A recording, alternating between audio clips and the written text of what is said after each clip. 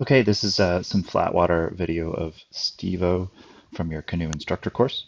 This is using the forward and the cross forward and variations thereof to generate a figure 8 maneuver on Flatwater. That is the 2x4 technique, which comes in at L3. We'll watch this once through at real speed. I may make a few comments, but I won't interrupt the video, and then we'll do some analysis after.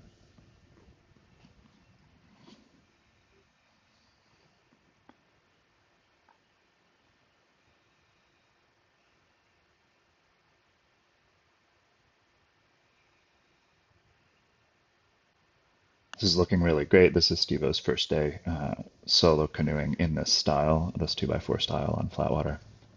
He's picked it up very quickly. Really nice onside carve there. Low sweeping stroke set him up to switch his carve to his offside.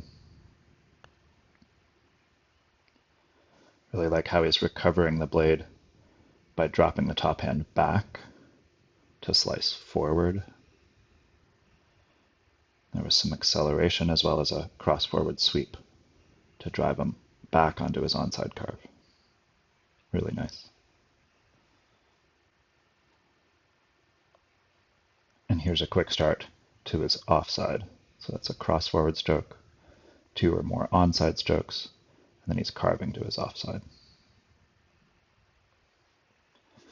Something to look at here, this is SteveO's first onside stroke, and because he's starting from a complete stop, it is acceptable to bring the chin way forward of the knees, indicated by the arrows here.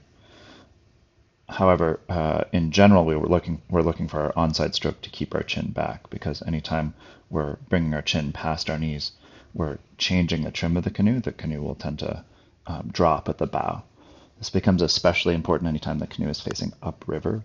So if you can imagine leaving an eddy on a ferry angle and the bow dropping into the water each time we take a stroke, it's going to make it much harder to keep the ferry angle that we're starting with.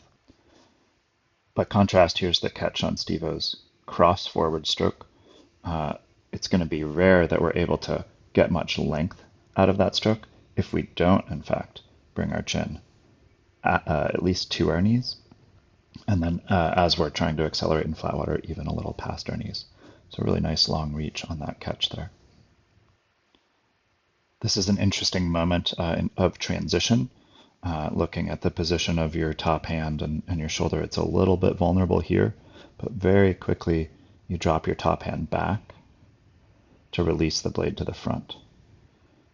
And that's helped very much by your torso being rotated around to face the side that you're paddling on. If you were facing truly forward, it would be much harder to drop that top hand back in order to release. So really nice.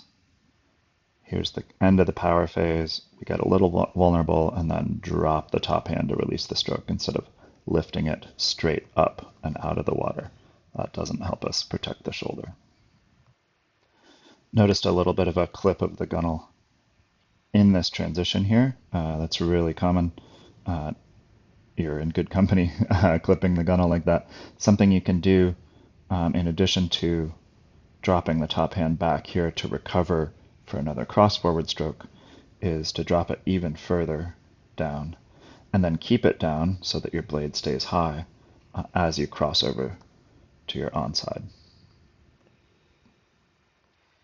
SteveO, something I wanted to highlight for you here is my transition from cross to onside. Watch my top hand come low and across to my far shoulder and how much more clearance that gets me over the gunnels, switching to my onside. So watch your top hand here. You keep it at forehead level and on the same side of your body that as you cross forward till pretty late. Crosses over about there. So that's just that reaching across to the onside shoulder during the transition from cross forward to onside will help clean that up. One last thing for you to look at is, SteveO, is that here on your onside, I mentioned this earlier, that your chin ends up being over your knees more than mine. So have have had to learn to make a conscious effort to chuck my chin in to keep my chin kind of over my belt buckle. So let's watch for that. It just looks to me like you're leaned further forward here than I am. But what I wanted to make sure and end on is just that you have a comparable amount of torso rotation in your stroke to my stroke, or possibly even a little more on some of yours. We have a slightly different cadence here, so it's a little out of sync. But just looking for that life jacket panel to make as much visible motion in a twisting side to side as possible. That's really nice, given that your video on the right was really probably your first day training this 2x4 skill. Awesome. Thanks so much, SteveO.